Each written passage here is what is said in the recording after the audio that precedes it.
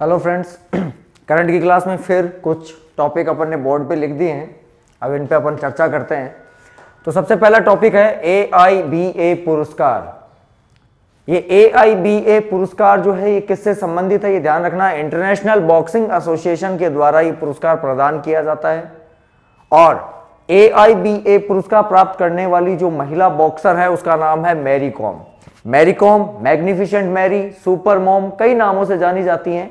और इनकी एक अन्य उपलब्धि भी यह है कि अंतर्राष्ट्रीय खेल प्रतियोगिताओं में राज्यसभा की सांसद रहते हुए या दो बच्चों की मां अपनी वेट कैटेगरी को चेंज करने के बावजूद आप देखेंगे इनके द्वारा गोल्ड मेडल प्राप्त किए गए हैं।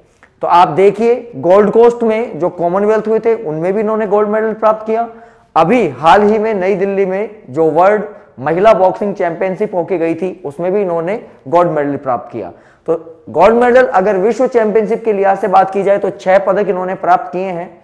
और अभी हाल ही में आप देखेंगे AIBA पुरस्कार भी इन्हें प्रदान किया गया है। दूसरा इससे संबंधित जो जानकारी है जो याद रखने लायक है, BSNL जो भारत संचार निगम लिमिटेड है, जो आपकी एक दूरभाष सेवा उपलब्ध कराती है, उसकी जो ब्रांड एम्बेसडर हैं वो भी MC मैरी कॉम ही हैं।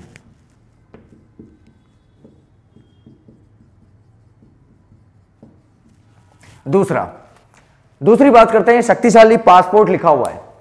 ये शक्तिशाली पासपोर्ट क्या होता है और इसमें पहले नंबर पे कौन है।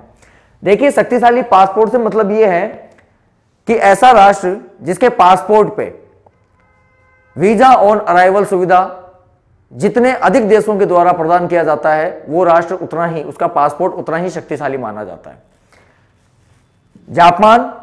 जापान का जो पासपोर्ट है वो विश्व का सबसे शक्तिशाली पासपोर्ट है, क्योंकि वहां के लोगों को अपने पासपोर्ट के साथ यात्रा करके जिस अपने गंतव्य स्थान पे जाना है वहां उतरने के बाद में वो वीजा प्राप्त कर सकते हैं वहां के एयरपोर्ट अथॉरिटी से। पहले वीजा लेके जाने की उन्हें कोई जरूरत नहीं है। भारत के पासपोर्ट को जो है 79वां स्थान प्रदान किया गया है। फिर बात करते हैं एक क्षेत्र की, आगरा क्यों चर्चा में है। तो देखिए, आगरा में अभी हाल ही में भारत का जो पेंट सम्मेलन है, भारतीय पेंट सम्मेलन 29वां ये आयोजित किया गया।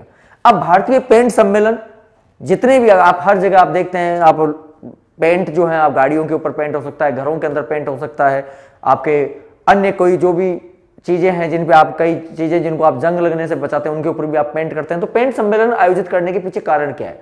तो देखिए, आज पर्यावरण सबसे बड़ा मुद्दा है और इस पर्यावरण पे जो पेंट है या छोटी से छोटी जो भी चीज है उसका क्या नकारात्मक प्रभाव पड़ता है। तो एक तो ये जहां अपनी जो कंपनी है उस कंपनी के बारे में बताएंगे, अपनी पेंट के क्वालिटी के बारे में बताएंगे, वहीं पर्यावरण से संबंधित पेंट और पर्यावरण के मध्य जो कोई विभेद है या उनके कारण जो पर्यावरण में नकारात्मक प्रभाव पड़ता है उसको रोकने के लिए कंपनियां क्या करेंगी, इसका एक सम्मेलन आयोजित किया जाता है। तो देखिए, इसमें जो थीम रखी गई है वो भी रखी गई, पेंट पे चर्चा नए आयाम। पेंट पे चर्चा करेंगे लेकिन नए आयाम के साथ। वो आयाम क्या होंगे, उसमें सबसे बड़ा आयाम है पर्यावरण। फिर बात करते हैं कि उज्बेकिस्तान क्यों चर्चा में है। तो देखिए, भारत की ओर से जो मध्य एशिया के जो देश हैं, भारत और मध्य एशिया के देशों में, मध्य एशियाई देश वे देश होते हैं जो रूस से अलग होकर एक नए राष्ट्रों के रूप में आपको दिखाई देते हैं। USSR का जो खंडन हुआ उससे जो नए राष्ट्र बने, उज्बेकिस्तान, किर्गिस्तान, कजाकिस्तान, तुर्कमेनिस्तान, ये जो राष्ट्र हैं इनके साथ भारत पहली बार चर्चा कर रहा है, वार्ता कर रहा है। और इसका आयोजन कहां किया जाएगा, उज्बेकिस्तान में। नेक्स्ट फिर टॉपिक में बात करते हैं उड़ीसा, कि उड़ीसा में ऐसा क्या है जो आपको पढ़ना चाहिए। देखिए, भारतीय क्षेत्र में जो भी बांध हैं उन बांधों की सुरक्षा, उन बांधों का निर्माण किस प्रकार हुआ है, वो पर्यावरण के लिए कितने लाभदायक हैं, वो समाज के लिए कितने लाभदायक हैं, वो कृषि, सिंचाई, जल विद्युत या जो भी परियोजनाएं उन पर संचालित की जा रही हैं उनके लिए कितने वो लाभदायक हैं। इसके साथ ही उन्हें पर्यावरण से क्या खतरा है या पर्यावरण को उनसे क्या खतरा है। इसके अलावा अगर आप देखें तो भारत में कई प्रकार के अलगाववादी ऐसे क्षेत्र हैं जहां पे, जैसे आप सबसे बड़ा उदाहरण दे लीजिए नक्सलवाद। अब नक्सलवादी गतिविधियों के कारण इन बांधों के ऊपर क्या संकट आ सकता है या अन्य कई प्रकार के जो डिप्रेस जो लोग हैं, जो कई प्रकार के राष्ट्र संपत्ति का हनन करते हैं, उनको नुकसान पहुंचाते हैं, तो उनसे हम कैसे सुरक्षा प्रदान कर सकते हैं इन बांधों को, इस पीने के जल को या उस जल राशि को जो हमारे जीवन के लिए एक महत्वपूर्ण घटक है। तो उसके लिए जो भी चर्चा है, उसके जो भी मानदंड हैं, ये बांध सुरक्षा सम्मेलन उड़ीसा में जो आयोजित किया जाएगा उसके द्वारा निर्धारित किए जाएंगे। नेक्स्ट मैंने लिखा है एयरबोट। ये एयरबोट क्या है?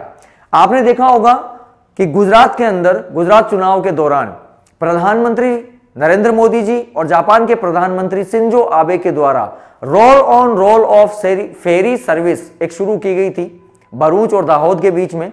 वैसे ही ये एयरबोट होती है। ये एयरबोट बहुत बड़ा सा पंखा उसके पीछे लगा हुआ होता है बोट के आगे, आगे वो बोट की शेप में होती है, पानी के ऊपर ही चलती है, लेकिन ये पानी का बहुत कम उपयोग करती है, पानी की सतह के ऊपर ही, ये ऐसा लगता है जैसे सतह के ऊपर ये उड़ रही है।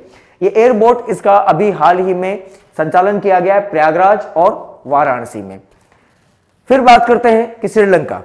श्रीलंका क्यों चर्चा में? देखिए, भारतीय जो रिजर्व बैंक है, आरबीआई जो है, आरबीआई ने अभी श्रीलंका को उसके आधारभूत ढांचे के निर्माण के लिए या उसे विकसित करने के लिए या उसको आर्थिक सहयोग देना, उसके आर्थिक सहयोग में उसका आधारभूत ढांचे का विकास करना है। क्यों? क्योंकि भारत जो है अपने पड़ोसी राष्ट्रों के साथ जो मधुर संबंध बना के रखना चाहता है, उसमें कई प्रकार के सहयोग उन्हें प्रदान करता है। इससे पहले अगर आप देखेंगे तो श्रीलंका में जो लिट्टे था, उस लिट्टे के पतन के लिए भी शांति सेनाएं भेजी गई, कई प्रकार की कार्यवाही की गई थी।